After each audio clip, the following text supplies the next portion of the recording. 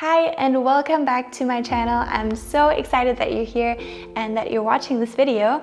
This week I'm going to give you a different kind of video. Maybe you saw the video from last week. I was visiting a German monastery and I actually had the chance to sit down and talk to two of the sisters who live there. They're all in all 120 sisters, part of this sisterhood, the Evangelical Sisterhood of Mary, and 7 brothers. And I thought that this interview with the two sisters was really special, and it just didn't feel right to cut it down to like 3 minutes for the other video. So if you haven't watched that, you can go ahead and go back and watch that maybe at the end of this video. But yeah, now I want to introduce you to Sister Leticia and Sister Liliana, and I'm gonna let you tell them about themselves now. My name is Sister Liliana. I am here since 30 years already. And I am from Darmstadt, so I hadn't so far. But many of our sisters are also from different countries. We are a community from 19 different nations. It was a calling from God, and it was very much connected with the time when I came to faith. I lied a lot. Later I understood why, that I lived more in fantasy life than in the reality, because the reality was for me too shameful and too hard. So I had another life, and other people only knew me in that way. I found Jesus when I was 21. I was thinking, what will be when I have to stand before God and my whole life is like a lie? And this was a burden for me. And I spoke with nobody about it. I got such a leaflet, it was a prayer. And when I was at home, I read this prayer. Jesus, I want to come out of the life that made me so unhappy. That I prayed.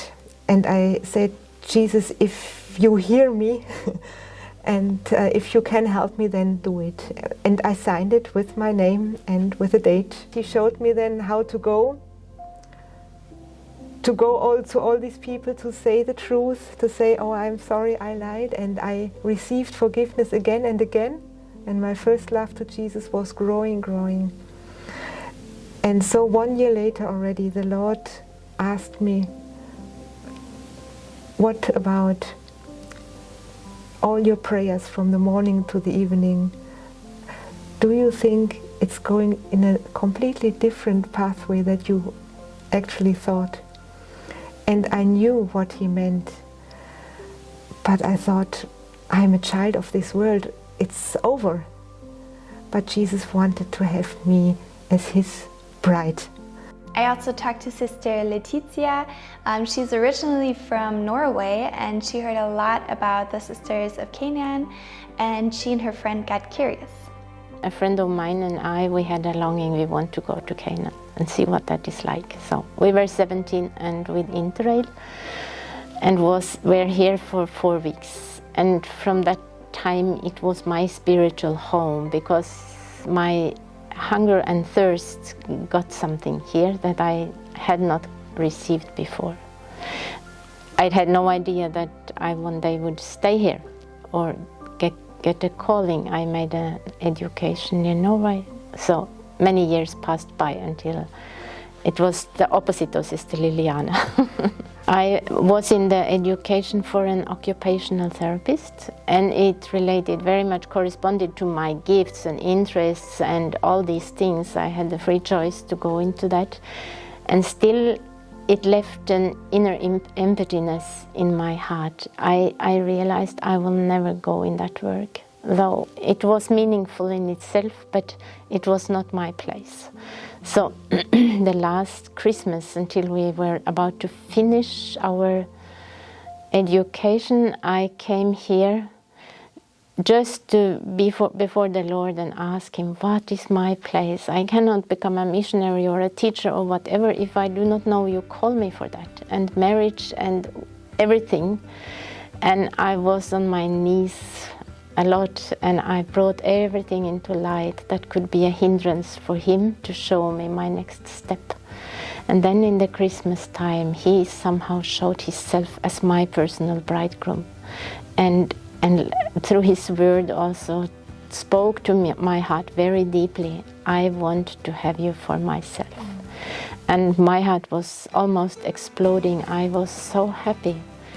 All the difficulties and hindrances that, of course, followed, they could not stop me. I knew, now I know what is the meaning of my life. Nobody asks you, do you want to become a sister? I have to ask. And we are very different. Some are very fast in such things, and I stand still and wait until the Lord shows me everything. So it was a miracle I came to that step that I asked. There is no question about if I have money or education or all these material things. The only question is the motive. I want to become a sister because I love Jesus, or want to love him and follow him and belong to him alone. That was the main question. But of course, when you then also come, you have to learn, is it too hard and too difficult to live in a community, to live together with so many, so different people?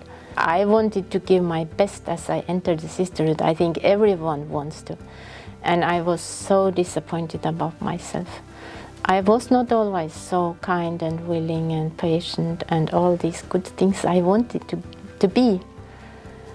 And so I had to say yes to the truth behind the sunshine face. And very often it was a catastrophe inside. And the Lord do not want to place us somewhere that is too hard for us. So there are years that you are free, and also the sisterhood learn to know you. Is this really your place? You learn to know your heart very good in a community. Everything comes out when you live together. I was also interested in some of the more difficult things that these women had to face. Like, for example, to me personally, I think the biggest challenge and difficulty would be that if you're part of the sisterhood, you cannot create your own family, you cannot have children. So I asked them if that was something that they struggled with. I can say that in that time it was not the hardest decision. Later I had also to go through it to realize I will never have own children, and I love children, yeah. In that time it was not for me the hardest. It was more to see my parents very, very unhappy. They didn't understand what I'm doing, and I never wanted to make them unhappy, and to see them broken-hearted. Now my parents both are already in heaven, but they found to the Lord. And I do not know if they ever found to God without this big, big break in their life, yeah. We heard a lot from the sisters about their paths that brought them to the Evangelical Sisterhood of Mary, but I was really interested in what those first years or months look like and what the process is to becoming a sister. The first months we came together, as I came as a little group of sisters. We were from, I think, 5 nations. And we had our civil clothes and were a separate little group that were prepared for the future becoming a sister. And that is very exciting, and that is also a very important time. Is this really my way and the step? And then after some months, it was then one certain date we got the dress and we got the new name, and that was exciting. What is my new name? And then we are way sisters. That means we want to follow Jesus as a sister. And then after 2 years we became cross sisters, sisters of the cross. We got the cross on our robe. That was one next step. Jesus, I want to be a cross, your cross bearer, to follow you taking up my cross. And then a few years later, 5, 6 years later after that, we had a bridal festival. That means we get our rings. The marriage supper of the Lamb is in heaven. But we are now we have the ring, and yes, engaged with him, belonging to him with the ring. And in this ring, the name is Jesus and the crown of thorns. So that is somehow the final step. But it is a lifetime long way to go until the Lord has prepared us and completed what he started in our lives, just as in your life and in all other Christian lives. Yes. Oh. My dress is no guarantee for me to reach the goal.